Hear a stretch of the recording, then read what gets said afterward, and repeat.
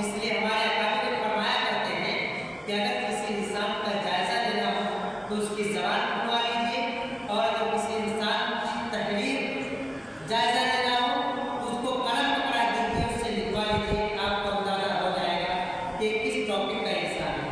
سمجھ رہے نا میرے عزیز طلبا؟ اس لیے باتیں آتی رہیں گی بہت میرے عزیز طلبا۔ اس کے اندر بہت سارے طلبا ہیں جو جدید ہیں، بہت سارے قدیم ہیں جن کو سمجھانے کی ضرورت نہیں۔ جدید والے سوچیں گے کہ پہلے سے نہیں سمجھیں گے، کوئی سمجھانے کی ضرورت ہے، اللہ کی ضرورت دونوں کو۔ کچھ اصول ہیں کہ بچوں کا بھی ہے، یہ آپ کے انجمن ہے جس کا نام ہے، سامنے لکھا ہوا ہے،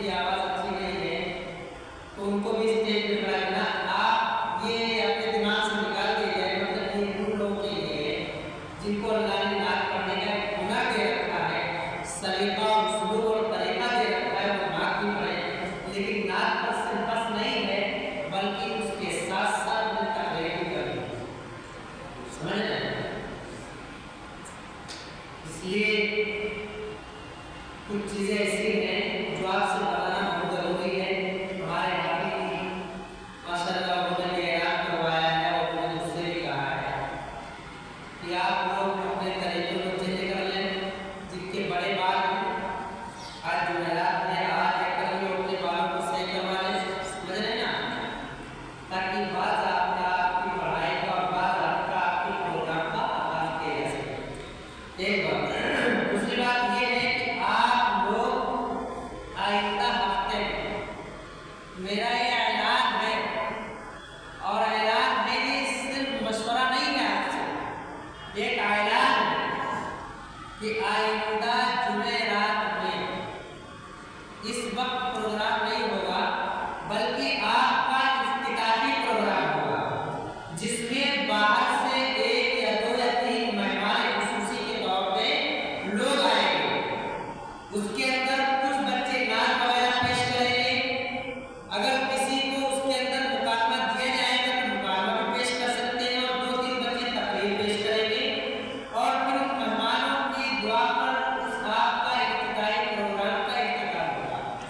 समझ रहे हैं ना मेरे अजीज तलबा? आपका मतलब एक जलसा होना, यूँ कह लीजिए कि आपका छोटा सा जलसा होना है। कब? आइंदा जुमेरात में मगरिब की नमाज के बाद जो तलबा बाहर के हैं वो जाना चाहेंगे तो जुमेरात की सुबह में चले जाएंगे, ठीक है? जुमेरात की सुबह जुमा की सुबह में चले जाएंगे, फिर शाम में आ जाएंगे, ठीक है ना? तो ये प्रोग्राम का इंतजाम हुआ है कि इंशाअल्लाह आइंदा हफ्ते में आपका इफ्तिताही प्रोग्राम है। जिन बच्चों को उसमें हिस्सा लेना है नात के लिए, क्योंकि बहुत ज़्यादा बड़ा प्रोग्राम नहीं किया जाएगा, इफ्तिताही प्रोग्राम है ताकि आपके अंजुमन का अंजुमन बस्ते खिताबत का बाज़ाब्ता आगाज़ किया जा सके। उस बाज़ाब्ता आगाज़ के लिए इफ्तिताही प्रोग्राम का इनेकाद किया गया है। समझ रहे हैं ना? ठीक है ना भाई? सारे बच्चे तैयार हैं इस बात के लिए? हाँ, सारे बच्चों को हाजिर रहना है। उसके अंदर चाहे वो दारुल की बच्ची और चाहे वो मकामी बच्ची, उन तमाम के तमाम बच्चों को जुमेरात में शामिल होना है। बीच में अगर कोई तारीख चेंज हो गई तो उसका ऐलान कर दिया जाएगा। फिलहाल अभी जुमेरात के लिए प्रोग्राम का इंतखाब किया गया है, ठीक है? दूसरी बात, तीसरी बात ये है कि जिन बच्चों के बाल बड़े हैं वो बालों को सही करवाएं, अपने हयात को, अपनी पोशाक को सही करें, आप नमाज की पाबंदी करें और खासकर आप अपने खिताबत के उन्वान से तकरीर पर भी पेश करें। समझ रहे हैं ना? इसलिए कि तकरीर इंसान के अंदर जो सोया हुआ ज़मीर है, वो ज़मीर तकरीर से ज़ाहिर होता है कि इंसान के अंदर है क्या।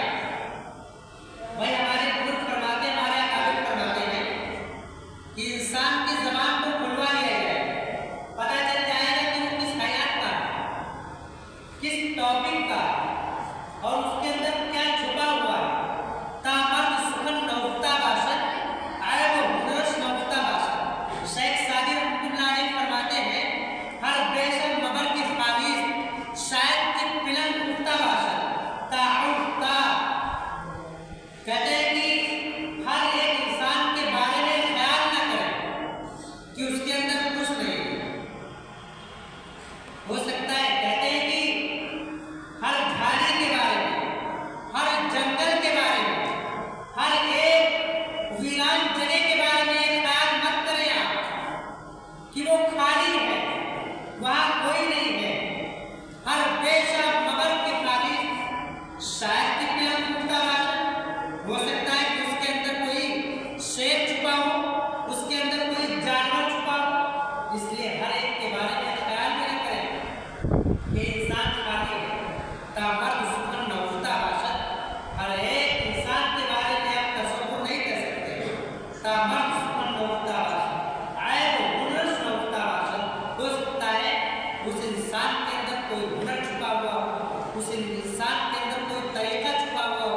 इसलिए हमारे अकाबिर फरमाया करते हैं कि अगर किसी इंसान का जायज़ा लेना हो तो उसकी ज़बान खुलवा लीजिए और अगर किसी इंसान की तहरीर जायज़ा लेना हो तो उसको कलम पकड़ा दीजिए, उससे लिखवा लीजिए। आपको अंदाज़ा हो जाएगा कि किस टॉपिक का इंसान है। समझ रहे हैं ना मेरे अज़ीज़ तलबा? इसलिए बातें आती रहेंगी, बहुत सारी बातें। आप लोगों से मेरी गुजारिश है, एक उस्ताद जो होता है